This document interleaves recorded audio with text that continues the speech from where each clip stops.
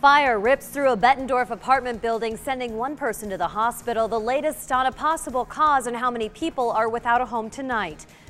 Top Gun is happening right over our heads in Iowa. A look at the most high-tech military research in the world. Now, live from the WQAD HD studios, News 8 at 6 starts now. Good evening, everyone, and thank you for joining us. I'm RaeChelle Davis. Jason has the night off. One person is in the hospital tonight after a fire broke out at a Bettendorf assisted living center.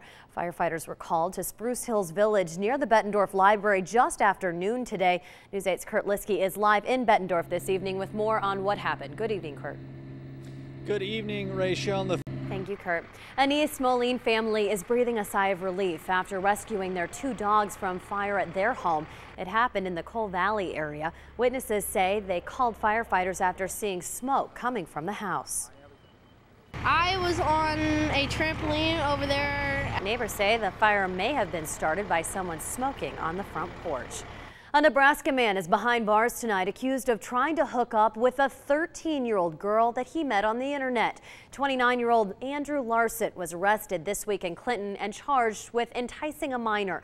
Police say he chatted online with an undercover officer, believing he was talking with a 13-year-old girl, and arranged to take her to a hotel in Illinois to have sex with her. When he arrived in Clinton to pick her up, he was taken into custody. Meanwhile, 27-year-old Emily Lane of Rock Island is behind bars without bond, charged with aggravated methamphetamine production and possession of a controlled substance. Lane was arrested last night while police and the Metropolitan Enforcement Group raided a meth lab within 1,000 feet of Washington High School in Rock Island. Authorities said the operation was a one-pot meth lab that has been in use for an extended period of time. A vicious attack in broad daylight as an elderly man was walking down the street. It happened Thursday near a bus stop on Eastern Avenue. Police say two teens watched 68-year-old Randy Ward withdraw money from a credit union, then robbed him as he walked down the street. A family friend says Ward has a broken jaw and a fractured skull and will never be the same again. You know, see if we can get some justice for him. Police arrested the two 16-year-olds. They are charged with robbery and conspiracy to commit a felony. Illinois Governor Pat Quinn is releasing more than $623 million to improve public schools. In our area, Knoxville, Spring Valley, and Stark County schools will all receive funding. For one local district that waited years for state money, the latest push is a plus. News 8's John David has a story. Once students and staff settle into the new junior high, renovations will begin at George O. Barr Elementary School for students. Well, cleanup on aisle 5 at a Quad City Walmart is not only taking time, but also a little endurance. Employees are trying to eliminate the smell left by an unwanted guest. News 8's Polly Mayfield retraces a skunk's shopping spree. Oh, we have officers. We need HD News 8. Oh, goodness, what a sight. Well, the manager of the Mercer Market said the Coca-Cola distributor has never in his 22 years seen a skunk in a machine, but he has dealt with a raccoon once.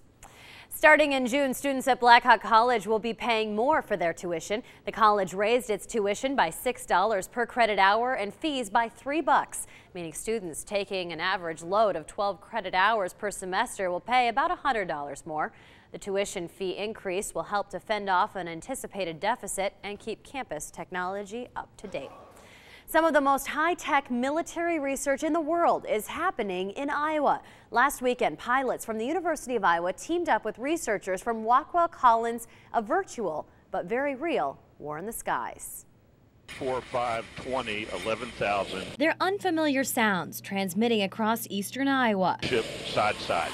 Copy, side by side. And they all start with Dr. Tom Mock-Schnell, the founder of UI's Operator Performance Laboratory. And it takes us many hours of preparation to go up for 1 hour of flight. Using technology developed by researchers at Rockwell Collins, Schnell and his team have morphed actual planes into flight simulators capable of fighting a real opponent. The goal, to put pilots into the fog of actual warfare while at the controls of a live aircraft, an idea that could soon lead to a reduction in military training, potentially saving the U.S. millions of dollars. By combining the live components with the virtual components, we take the best of both worlds and we're able to maintain high quality of training. Inside these Cold War era jets, a monitor that can take a pilot from the cornfields of the Midwest to the mountains of the Middle East. During this recon mission, the rear pilot has been given the nod to shoot down enemy fighters coming at him through the virtual skies of Iowa. The rebels fire back from inside an Iowa City airplane hangar. Throughout the drill, the team collects vital information by monitoring the pilot's brain activity. Schnell says this research is unlike any other in the world. While it's highly sophisticated and quite frankly